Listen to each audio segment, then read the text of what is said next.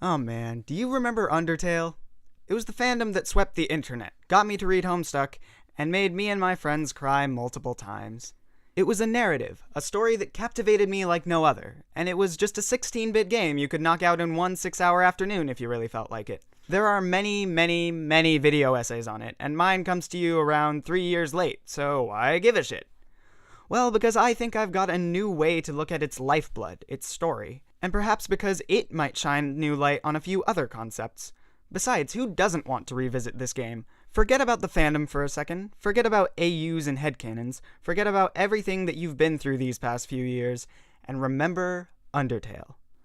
Also because as I was scripting this, it came out on the Switch, so I had an excuse to talk about it.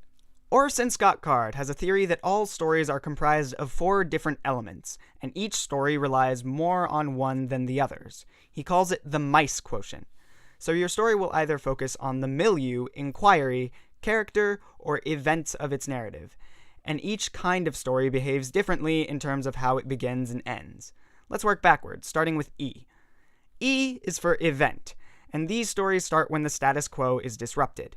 The main character tries to fix the status quo through some external conflict, like fighting dragons, before eventually returning to a status quo.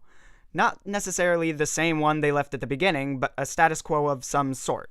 C is for character, and these tales are propelled by dissatisfaction. Your character doesn't like their role, and tries to break free and change. At the end, they reach a new understanding of themselves. I is for inquiry, and these types of stories start when the protagonist asks a question. They try to find the answer, hit dead end after dead end, before finally succeeding, ending the story. M is for milieu, or place. These stories, which focus on the setting, begin when your protagonist enters a new place, and end when they leave it. Throughout the story, the protagonist tries to leave and fails, always searching for the way out, which usually only comes once they understand the world. When the story is over, we as readers understand the world too. Card isn't saying that these aspects and elements can't be combined by any means, but he generally suggests that one of them will be your story's focus more than any other. Alice in Wonderland has some character work, and I wouldn't discredit it that, but it's mainly to showcase its setting. In the Milieu story, the main character may develop, but the book begins when they're thrust into this world, and ends when they go somewhere else, typically home, having learned more about it through their journey. So I think we can argue that Undertale functions as a Milieu story pretty solidly. No matter which run of the game you play through, the story begins when you fall to the underground, progresses as you systematically explore each zone, and ends when you exit it. In The Lord of the Rings, another popular milieu-like story, we have represented the hobbits, the elves, the dwarves, and the humans. And while some of them get to be characters, Legolas and Gimli represent the dwarves and the elves, and their respective ideologies. They pretty much exist as your understanding of the elves and the dwarves. I'd argue that the same kind of thing is happening in the Underground, in terms of being introduced to the different ways of thinking and reflecting on them. From the moment you meet Flowey, you're subject to his violent philosophy before being introduced to the opposite of this in Toriel. Yes, it's important to discuss the character of Toriel and Flowey, but it's just as vital to discuss how aspects of their philosophies are echoed across the world, like the Mad Hatter's rhetoric is similarly echoed. I'd even argue that while characters do have arcs, those arcs are often completed when they understand something new about the world. Take Metaton, whose arc was discovering the impact his own actions have on the world and the people around him, and because of that, deciding not to kill you and take your soul. If it were an event story, it would begin with the status quo being disrupted and end with a new status quo for all characters, which doesn't exactly happen, not in any guaranteed sense. Your presence in the Underground is the disruption, if there is one, and we don't begin the story with finding out about the disruption.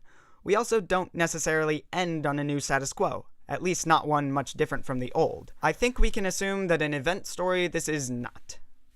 If it were an idea story, we'd start with a question and end with an answer. There are lots of questions, but the only real one that matters is how the hell do I leave? Things only begin to fall apart when you think of Undertale as a character story. The arc in this one is about a new understanding of self, and I'd hazard to say there's a bit of an overlap between it and the milieu.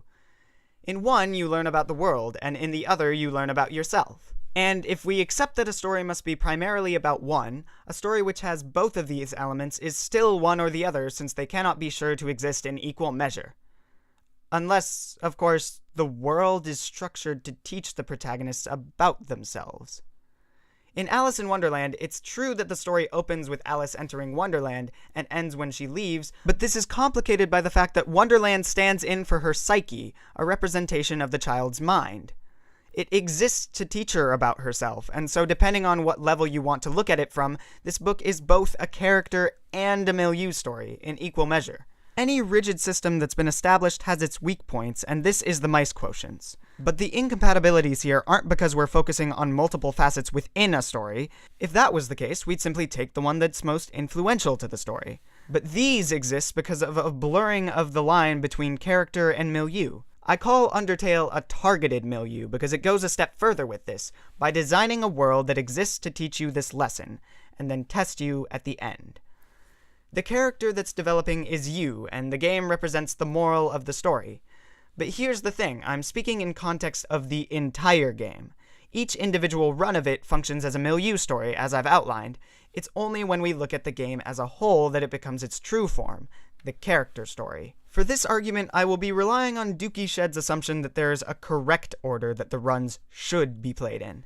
He's got a great video about it called Why You Should Kill Toriel, in which he states that, with the most likely assumptions one might have while playing this game with no outside information, you'd be likely to kill Toriel, and then reset because you felt bad about it.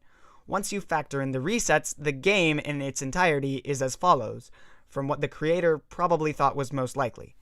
Neutral route, pacifist route, true pacifist route, genocide route, and pacifist route again. If we accept that there's one hypothetical gamer that this is targeted at, and make them the main character, we can look at the entire story in terms of being a plotted character arc.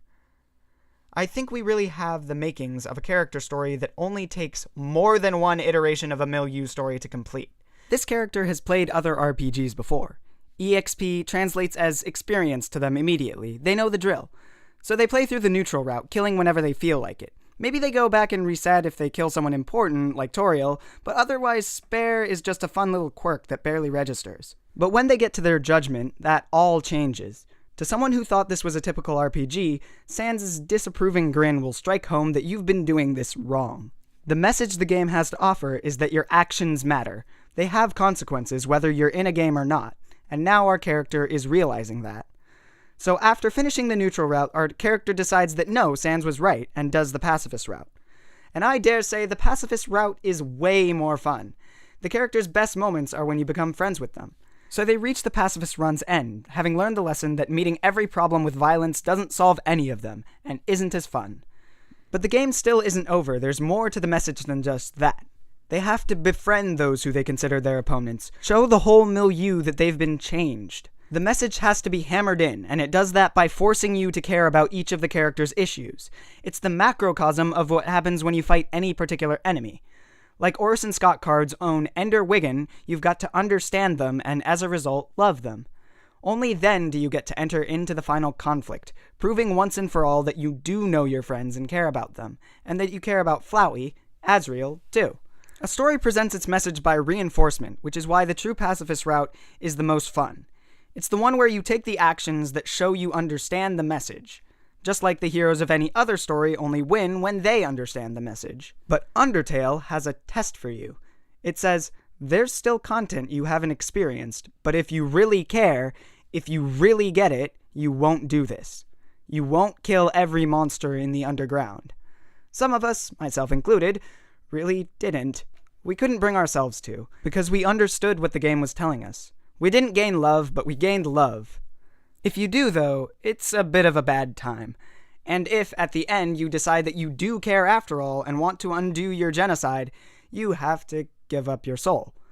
So this character, after their fall, wants to redeem themselves and goes through the whole pacifist route again, only to find that you can't go back. Your actions have consequences. There's no true reset anymore. You said you understood, you were given a test, and you failed. Maybe nobody actually played it this way, and that's alright. No matter what the intent was, you get to help write your own character narrative. Your own milieu, inquiry, and event narratives too, for that matter. The mice quotient is a great way to think about stories, and if you know me, you know I like to think of them in as many unique ways as possible. At the same time, just because a narrative looks one way through this lens doesn't mean you shouldn't look at it through another. If my past videos are any indication, technology is allowing for new grounds to exist here. whether it be concept albums, natus ridiculum, or miliarity character kill you not kill you stories. Anyways, I'm Jay, and here at Polarity, we look at things through all kinds of lenses.